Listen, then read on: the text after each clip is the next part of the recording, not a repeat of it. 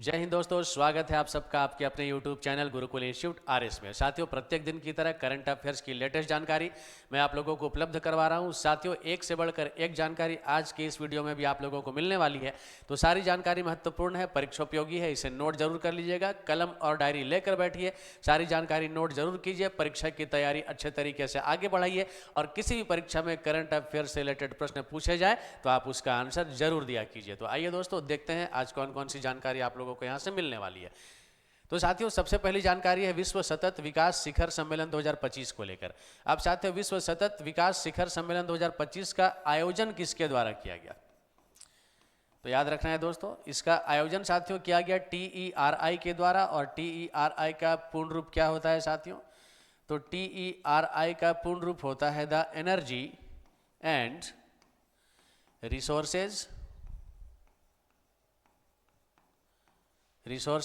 Institute. इसके द्वारा इसका आयोजन किया गया। साथियों, इस वर्ष इस सम्मेलन का विषय क्या था, इसका थीम क्या था? तो दोस्तों, इस वर्ष इस सम्मेलन का विषय था सतत विकास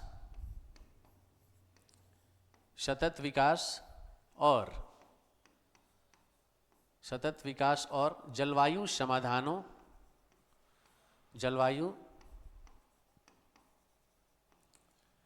समाधानों में तेजी लाने के लिए, जलवायु समाधानों में तेजी लाने के लिए साझेदारी, तेजी लाने के लिए साझेदारी। अब दोस्तों, इसका उद्घाटन किसके द्वारा किया गया? तो इसे भी आप लोग जरूर नोट करेंगे। साथियों, इसका उद्घाटन किया गया केंद्रीय पर्यावरण, वन एवं जलवायु परिवर्तन मंत्री, वन एवं जलवायु परिवर्तन मंत्री। इनका नाम क्या है साथियों? इनका नाम है श्री भूपेंद्र यादव। श्री भूपेंद्र यादव। चलिए एक बार फिर से इसकी जानकारी लेते हैं हम लोग। विश्व सतत विकास शिखर सम्मेलन 2025। दोस्तों, जो भी जानकारी यहाँ पर मैं दिया हूँ आप इसे जरूर नोट कर लीजिए। एग्जाम्स में काम आएंगे ही आएंगी, किसी ना किसी परीक्षा में प्रश्न यहाँ से निकल सकता है। तो दोस्तों, विश्व सतत विकास शिखर सम्मेलन 2025 आयोजन किसके द्वारा किया गया? TERI। इसका पूर्ण रूप आप जरूर याद कर लेंगे। The energy and resources institute के द्वारा इसका आयोजन किया गया। इस वर्ष इसका विषय क्या था? तो साथियों, इस वर्ष इसका विषय था सतत विकास और जलवायु समाधानों में तेजी लाने के लिए साझेदारी। और उद्घाटन करता कौन है दोस्तों? तो उद्घाटन किया गया केंद्रीय पर्यावरण, वन एवं जलवायु परिवर्तन मंत्री श्री भूपेंद्र यादव जी के द्वारा। तो चलिए आगे बढ़ते हैं और यहाँ से अब नेक्स्ट जानकारी। अगली जानकारी है खेलो इंडिया पैरा गेम्स 2025 को लेकर। अब साथियों, खेलो इंडिया पैरा गेम्स 2025 यहाँ आपको बता दें कि केंद्रीय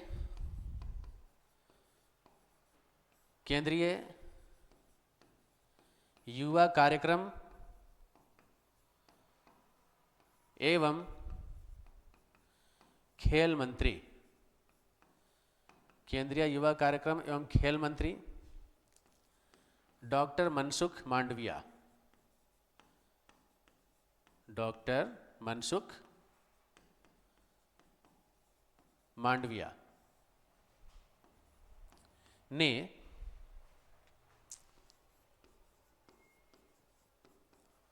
खेलो इंडिया पैरा गेम्स के दूसरे संस्करण का, जी हाँ, खेलो इंडिया पैरा गेम्स के दूसरे संस्करण की घोषणा की है। दूसरे संस्करण की घोषणा की है। अब दोस्तों, इस प्रतियोगिता में पूरे देश भर से 1230 पैरा एथलीट्स भाग लेंगे। इन आंकड़ों को आप जरूर याद रख लें। 1230 पैरा एथलीट्स इसमें भाग लेंगे। साथियों, अगर फिर से हम लोग देखते हैं, खेलो इंडिया पैरा गेम्स 2025 की घोषणा किसने की दोस्तों? केंद्रीय युवा कार्यक्रम एवं खेल मंत्री, नाम क्या है इनका? डॉक्टर मनसुख मांडविया। अब इन्होंने दोस्तों खेलो इंडिया पैरा गेम्स के दूसरे संस्करण की घोषणा की है। हाँ, ये क्या होगा, ये दूसरा आयोजन होगा, इससे पहले एक आयोजन हो चुका है। और दोस्तों इस प्रतियोगिता में कुल मिलाकर 1230 पैरा एथलीट जो है ये अपनी भागीदारी निभाएंगे, इस पर शामिल होंगे। ये खेल पे अपनी प्रतियोगिता में कह सकते हैं कि अपनी प्रतिभा का लोहा मनवाने का काम करेंगे। तो साथियों याद रखेंगे, खेलो इंडिया पैरा गेम्स 2025 की घोषणा किनके द्वारा की गई?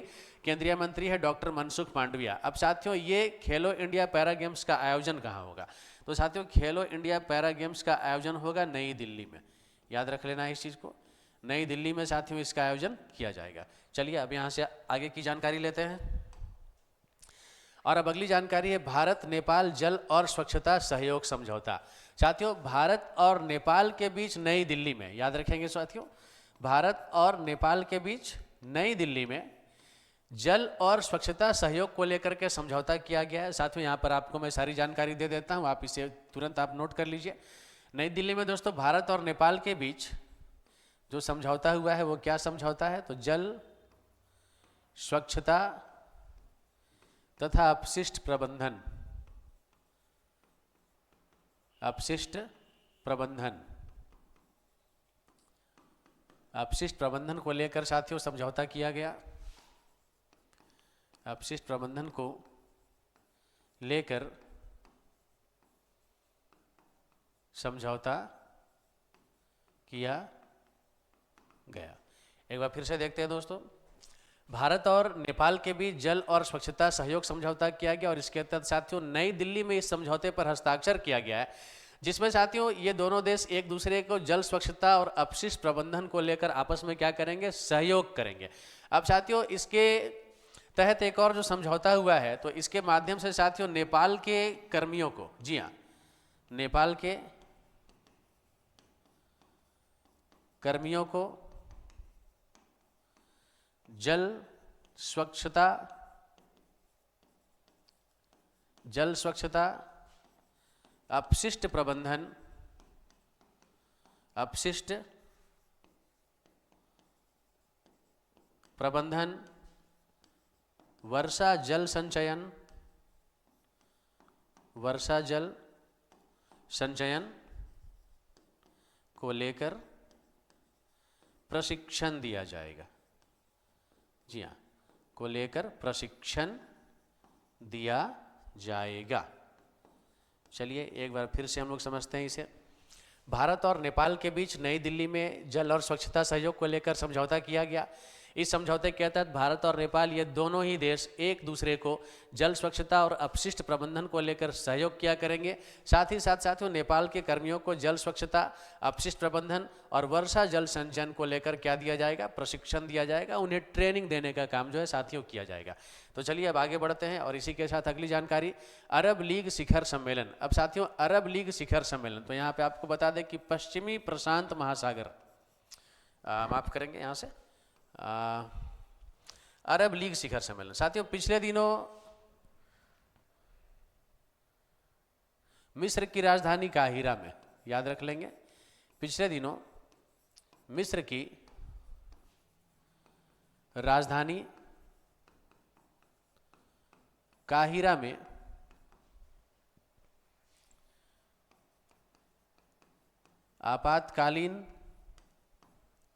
आपातकालीन अरब लीग शिखर सम्मेलन, अरब लीग शिखर सम्मेलन का आयोजन किया गया, का आयोजन किया गया। अब दोस्तों उद्देश्य क्या था? ठीक है, तो उद्देश्य भी हम लोग यहां से जरूर जानेंगे।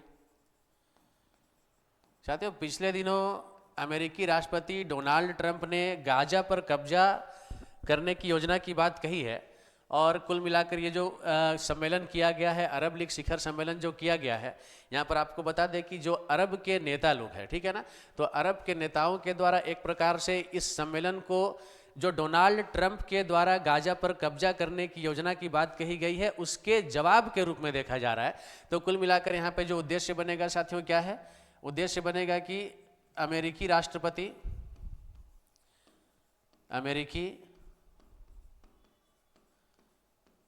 राष्ट्रपति डोनाल्ड ट्रंप, अमेरिकी राष्ट्रपति डोनाल्ड ट्रंप के गाजा पर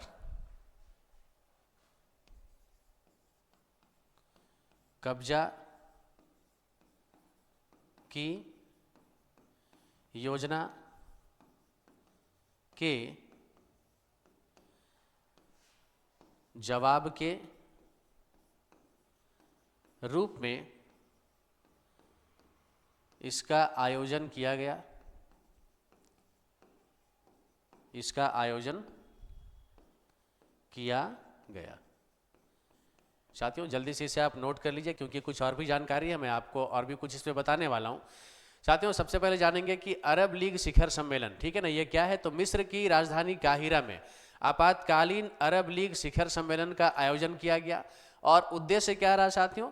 अमेरिकी राष्ट्रपति डोनाल्ड ट्रंप के द्वारा गाजा पर कब्जा की योजना के जवाब के रूप में इसका आयोजन साथियों किया गया है। तो एक तरीके से देखा जाए तो अमेरिकी राष्ट्रपति के द्वारा जो गाजा पर कब्जा किए जाने की बात कही गई है, ठीक है, उसके जवाब के रूप में अरब के जो नेता लोग हैं, ठीक है, उनके द्वारा इस सम्मेलन का आयोजन किया गया है।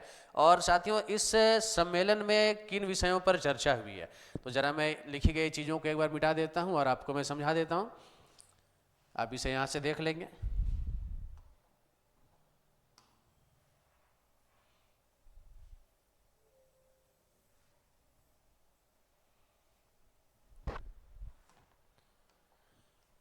अब दोस्तों इस सम्मेलन में कुल मिलाकर सीरिया युद्ध,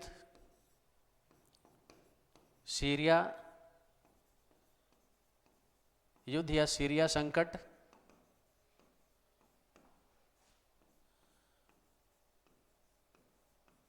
फिलिस्तीन युद्ध,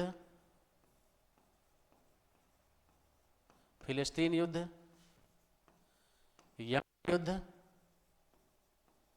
और आर्थिक सहयोग,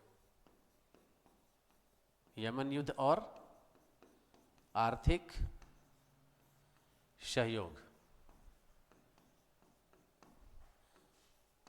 के ऊपर चर्चा की गई,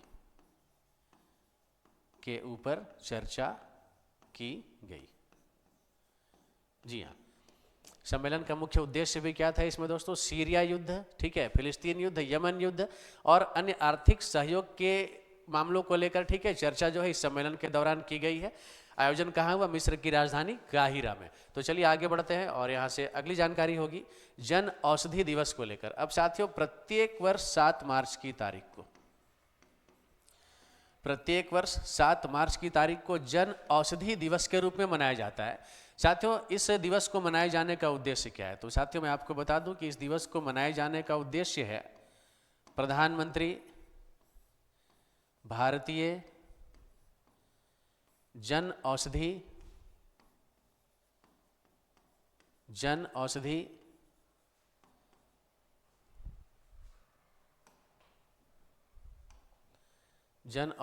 योजना, प्रधानमंत्री भारतीय जन औषधि योजना के प्रति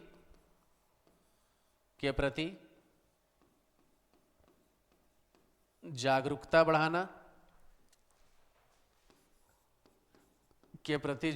बढ़ाना, ये इसका पहला उद्देश्य है। दूसरा उद्देश्य है दोस्तों जेनरिक दवाओं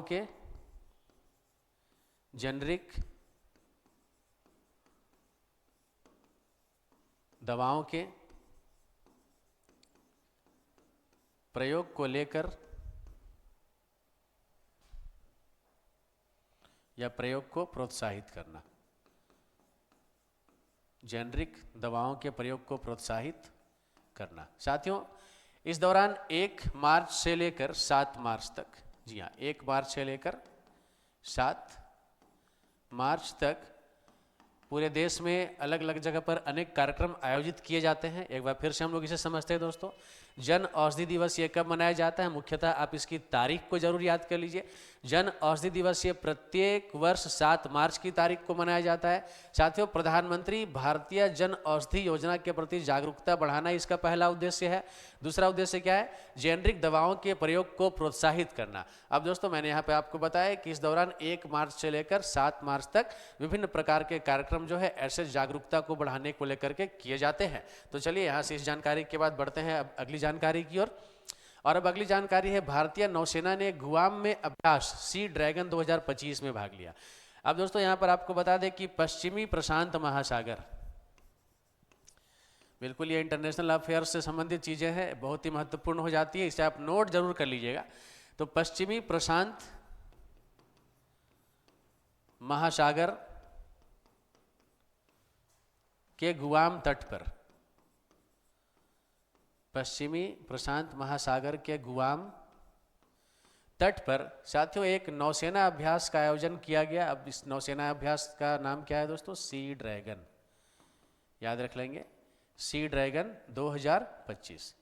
सी ड्रैगन क्या है, एक नौसेना अभ्यास है। अब दोस्तों इस सी ड्रैगन नौसेना अभ्यास इसमें साथियों भारत की नौसेना ने भी भाग लिया। अब दरअसल इसकी मेजबानी कौन करता है, किस देश के द्वारा इसका आयोजन होता है, तो आपको मैं बता दूं साथियों कि सी ड्रैगन 2025 जो है, ये सी ड्रैगन एक नौसैनिक अभ्यास है, नौसेना अभ्यास है। और ये दोस्तों इसका आयोजन जो है ना संयुक्त राज्य अमेरिका के द्वारा, जी हाँ संयुक्त राज्य अमेरिका के द्वारा साथियों इसका आयोजन किया जाता है। संयुक्त राज्य अमेरिका के द्वारा इसका आयोजन किया जाता है। तो ये संयुक्त राज्य अमेरिका क्या है, ये मेजबान देश है, मतलब ये आयोजन करता है, ठीक है ना, आयोजन करता है। दोस्तों इस सैन्य अभ्यास में कुल मिलाकर 5 देश, जी हाँ 5 देशों की नौसेना इसमें भाग लेती हैं, इसे आप जरूर नोट कर लेंगे। 5 देशों की नौसेना भाग लेती है, मतलब एक प्रकार से देखा जाए तो एक बहुपक्षीय अभ्यास है ये, और 5 देशों की नौसेना इसमें क्या करती है, भाग लेती है। 5 देशों की नौसेना इसमें भाग लेती है, जिसमें कि साथियों एक देश कौन है, तो एक देश भारत भी है। साथियों संयुक्त राज्य अमेरिका अपने सहयोगी देश, अपने साझेदारी देशों को इस अभ्यास के लिए समय समय पर आमंत्रित करता है, और ऐसे इसका आयोजन कहाँ किया गया, तो पश्चिमी प्रशांत महासागर के गुआम तट पर किया गया। नाम क्या है दोस्तों, सी ड्रैगन। दोस्तों आपसे पूछा जा सकता है परीक्षा में सी ड्रैगन क्या है, तो ऐसे कभी युद्धपोत ऑप्शन में दे देगा, युद्धाभ्यास दे देगा, या ऐसे कुछ और तरीके से ऑप्शन आपको दे दे, तो इस पे आपको बिल्कुल अच्छे तरीके से अपना कंसंट्रेशन बनाए रखना है। इस उत्तर को आप लोग याद रख लेंगे। साथियों सही उत्तर क्या होगा, सी ड्रैगन क्या है, तो एक नौसेना अभ्यास है। और इस नौसेना अभ्यास में कितने देश शामिल हुए दोस्तों, 5 देश शामिल हुए। और इसकी मेजबानी कौन करता है, तो इसकी मेजबानी संयुक्त राज्य अमेरिका करता है। चलिए आगे बढ़ते हैं। और अब यहाँ से अगली जानकारी है, भारत विश्व में चौथा सबसे बड़ा वैश्विक धन केंद्र बनकर उभरा है। अब दोस्तों भारत विश्व में चौथा सबसे बड़ा वैश्विक धन केंद्र बनकर उभरा है। साथियों एक संस्था है, संस्था का नाम है, मैं आपको बता दूं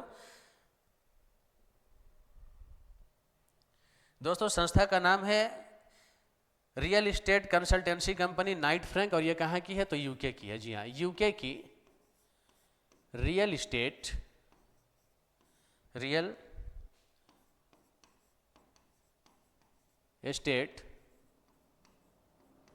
कंसल्टेंसी कंपनी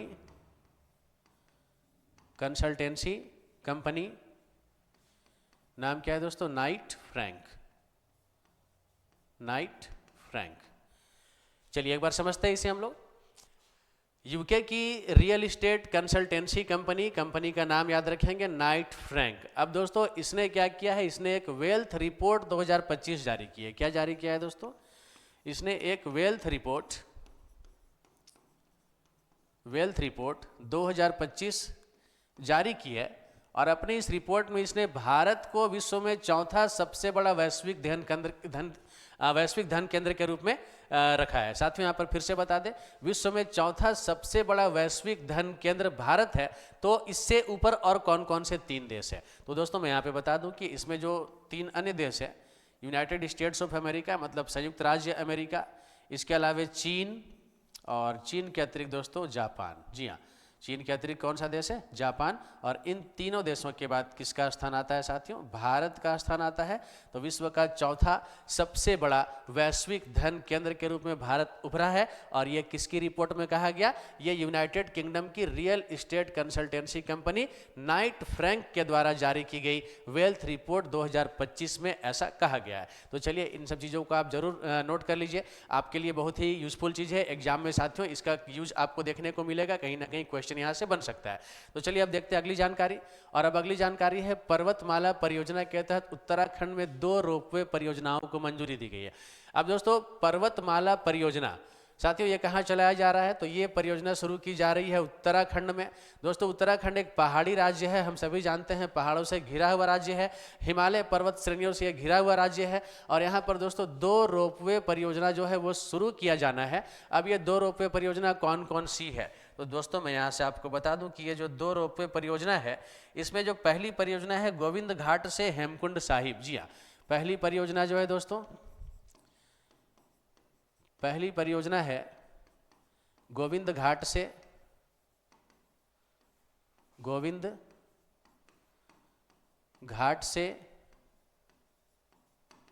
हेमकुंड साहिब तक रोपवे परियोजना शुरू की जाएगी। और दूसरी परियोजना है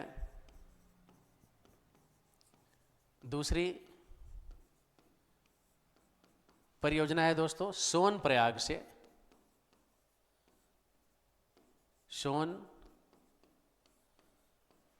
से केदारनाथ तक। साथियों 22 किलोमीटर की चढ़ाई चढ़नी पड़ती है केदारनाथ तक जाने के लिए। तो सोनप्रयाग से केदारनाथ तक ये दूसरी परियोजना, और पहली परियोजना गोविंद घाट से लेकर हेमकुंड साहिब तक। ठीक है, ऐसी 2 रोपवे परियोजनाओं की मंजूरी दी गई है। कहाँ दी गई दोस्तों? उत्तराखंड में दी गई। तो याद रख लेंगे, आपसे प्रश्न पूछा जा सकता है कि निम्नलिखित में से कौन से राज्य में, ठीक है, 2 रोपवे परियोजनाओं को हाल ही में मंजूरी प्रदान की गई है और पर्वतमाला परियोजना के तहत प्रदान की गई है? तो दोस्तों इसका करेक्ट आंसर कौन सा हो जाएगा? उत्तराखंड हो जाएगा। तो चलिए अब आगे बढ़ते हैं और यहाँ से साथियों क्विज का सेक्शन हमारा शुरू होता है। और आपके लिए पहला प्रश्न है, विश्व सतत विकास शिखर सम्मेलन का आयोजन किसके द्वारा किया गया? अब दोस्तों विश्व सतत विकास शिखर सम्मेलन का आयोजन किसके द्वारा किया गया? World sustainable development summit is organised by whom. ठीक है, अब आपको यहाँ पर मैंने बताया था TERI के बारे में। दोस्तों TERI के बारे में मैंने आपको जानकारी दी थी, इसका कंप्लीट फॉर्म भी मैंने आपको बताया था, इसका पूर्ण रूप क्या होता है मैंने जानकारी आपको दी थी। साथियों ऑप्शन ए आपका करेक्ट आंसर होगा, the energy and resources institute. जी हाँ, TERI। तो करेक्ट आंसर ऑप्शन ए है। और इसी के साथ अगला प्रश्न है, खेलो इंडिया पैरा गेम्स के दूसरे संस्करण का आयोजन कहाँ होगा? साथियों खेलो इंडिया पैरा गेम्स के दूसरे संस्करण का आयोजन कहाँ होगा दोस्तों? इसका आयोजन याद रख लेंगे, नई दिल्ली में होगा। ऑप्शन बी आपका करेक्ट आंसर होगा। नेक्स्ट क्वेश्चन, हाल ही में भारत व नेपाल के बीच जल स्वच्छता और अपशिष्ट प्रबंधन क्षेत्र में सहयोग बढ़ाने के लिए समझौता कहाँ हुआ? दोस्तों भारत और नेपाल के बीच समझौता किया गया है। ठीक है, मैंने आपको इसकी जानकारी दी। जल स्वच्छता और अपशिष्ट प्रबंधन के क्षेत्र में यह समझौता हुआ है। और समझौता कहाँ हुआ है साथियों? ऑप्शन बी नई दिल्ली। जी हाँ, ऑप्शन बी नई दिल्ली में यह समझौता किया गया। चलिए आगे बढ़ते हैं। और अब अगला प्रश्न है, अभी हाल ही में आपातकालीन अरब शिखर सम्मेलन कहाँ आयोजित किया गया? अब दोस्तों आपातकालीन अरब शिखर सम्मेलन की बात हो रही है, इसका आयोजन कहाँ किया गया? तो मैंने आपको बहुत अच्छे से समझा दिया है पहले ही, मिस्र की राजधानी काहिरा में। याद रखेंगे, मिस्र की राजधानी काहिरा में, मतलब ऑप्शन सी आपका यहाँ से करेक्ट उत्तर हो जाएगा। और इसी के साथ बढ़ते हैं अगले सवाल की ओर, जन औषधि दिवस कब मनाया जाता है, मतलब किस तिथि को मनाया जाता है? दोस्तों जन औषधि दिवस कब मनाया जाता है? ऑप्शन डी आप सबको पता है, 7 मार्च की तारीख को जन औषधि दिवस प्रत्येक वर्ष मनाया जाता है। अगला प्रश्न है, कौन सा देश वार्षिक सी ड्रैगन सैन्य अभ्यास की मेजबानी करता है? अब दोस्तों सी ड्रैगन अभ्यास की मेजबानी किसके द्वारा की जाती है? तो आप सबको पता है, मैंने अभी अभी आपको जानकारी दी है, संयुक्त राज्य अमेरिका के द्वारा, यूनाइटेड स्टेट्स ऑफ अमेरिका के द्वारा इसकी मेजबानी की जाती है। क्या नाम है इसका? सी ड्रैगन क्या है? मुख्य रूप से नौसेना का ये एक अभ्यास है और 5 देशों के नौसेनाओं ने इसमें अपनी भागीदारी निभाई, इस अभ्यास में शामिल होने का कार्य किया। तो चलिए आगे बढ़ते हैं। वेल्थ रिपोर्ट 2025 किसने जारी की? अब साथियों वेल्थ रिपोर्ट 2025 किसने जारी की? तो अभी मैंने आपको बताया उस संस्था का नाम क्या है, नाइट फ्रैंक। यूके की रियल इस्टेट कंसल्टेंसी कंपनी है, ठीक है ना। क्या है? यूके की रियल इस्टेट कंसल्टेंसी कंपनी, नाम क्या है दोस्तों? नाइट फ्रैंक इसका नाम है। करेक्ट आंसर ऑप्शन ए होगा यहाँ से।